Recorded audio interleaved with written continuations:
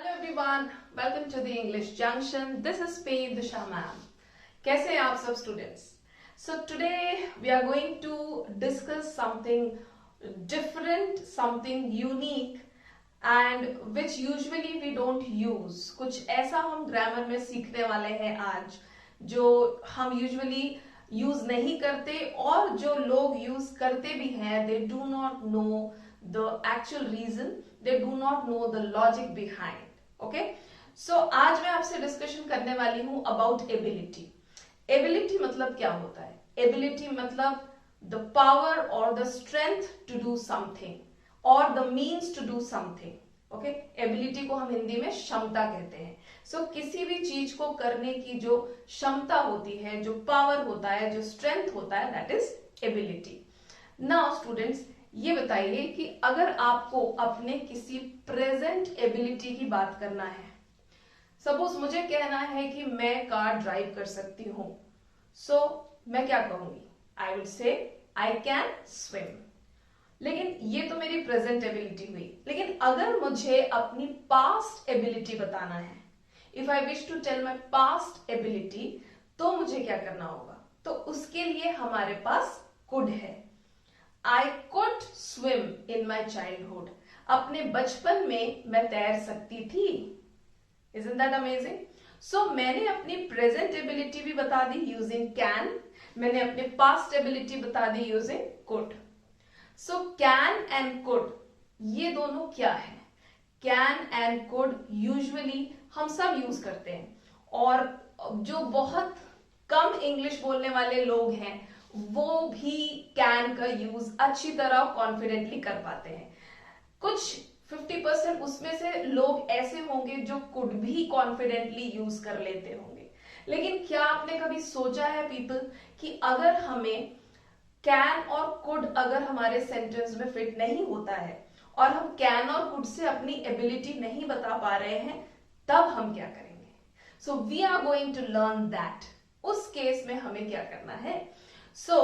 हमारे लाइफ में, हमारे कॉन्वर्सेशन में सिर्फ दो ही टेंस नहीं होते हैं, प्रेजेंट एंड पास्ट. इसके अलावा भी टेंसेस हैं. There are 12 tenses in all.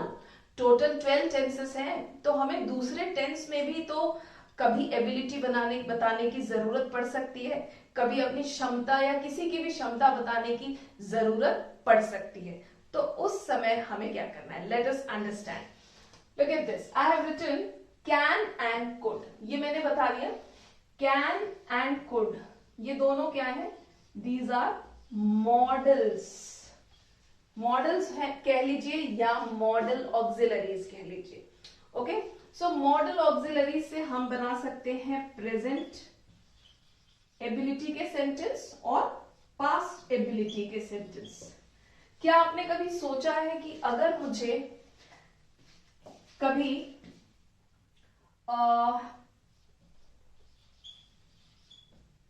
Past perfect में या प्रेजेंट परफेक्ट में या फ्यूचर परफेक्ट में, परफेक्ट टेंसेस में अगर एबिलिटी बताना है, तो क्या हम उसमें कैन का यूज कर पाएंगे या कुड यूज कर पाएंगे? नो, क्योंकि वो मॉडल्स है कैन और कुड, और टेंसेस हम बनाते हैं यूजिंग ऑक्सिलरी वर्ब्स. सो ऑक्सिलरी वर्ब से जब हम सेंटेंस बनाते हैं परफेक्ट टेंसेस के, तो वहां बीच में we can not include can and could. हम वहां कैन और कुड इंक्लूड नहीं कर सकते. इसीलिए हमारे पास एक जादुई शब्द है be able to. Be able to का स्ट्रक्चर यूज करके हम बाकी टेंसेस में एबिलिटी मेंशन कर सकते हैं. Okay, so let us understand be able to का स्ट्रक्चर क्या होता है. Okay, first of all we will understand this कि बी एबल टू का स्ट्रक्चर कैसे होता है. जब हम कहते हैं be, when I say be, so B का मतलब क्या होता है? B is a basic auxiliary. B के 5 फॉर्म्स होते हैं: is, am, are, was, were. So जब हम कहते हैं be able to, so it could be anything. ये कुछ भी हो सकता है. is, am, are, was और is am are was were किस पे डिपेंड करेगा, हमारे सब्जेक्ट पर डिपेंड करेगा। अगर हमारा सब्जेक्ट सिंगुलर है तो हम इज लगाएंगे, यू ऑल नो आई के साथ हम एम लगाते हैं एंड वाइस वर्सा, प्लूरल के साथ आर और पास्ट में was and were. Now let us understand through examples. अब हम एग्जांपल्स देखते हैं। सपोज मुझे कहना है, if I write here I will be able to, मुझे फ्यूचर की अपनी एबिलिटी बताना है, आने वाले समय की अपनी एबिलिटी बताना है फ्यूचर की, तो क्या मैं विल के साथ कैन भी यूज कर सकती हूँ, या क्या हम कैन विल के साथ कुड यूज कर सकते हैं, वी कैन नॉट। सो इसी जगह पर, ऐसे ही सिचुएशन पर, ऐसे ही सेंटेंसेस में हमें बी एबल टू का यूज करना होता है। सो हमने क्या लिखा, I will for future tense be able to work. तो मैंने अपनी फ्यूचर एबिलिटी बता दी, मैंने क्या यूज किया, will plus be able to.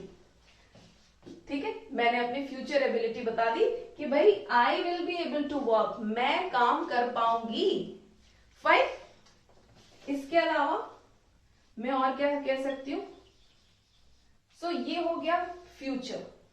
Simple future के अलावा हम इनफाइनाइट सेंटेंस भी बना सकते हैं, इन्फिनिटिव, जैसे I would be able to, I would be able to work.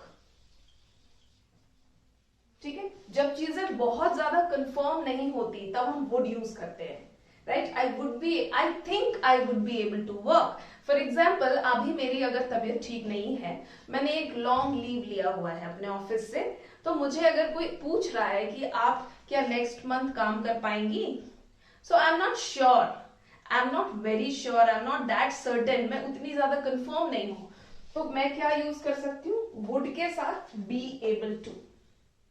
Would के साथ भी हम कैन या कुड का यूज नहीं कर सकते। Okay, so I would say I would be able to work. Fine, so इस तरीके से हमें बी एबल टू यूज करना है।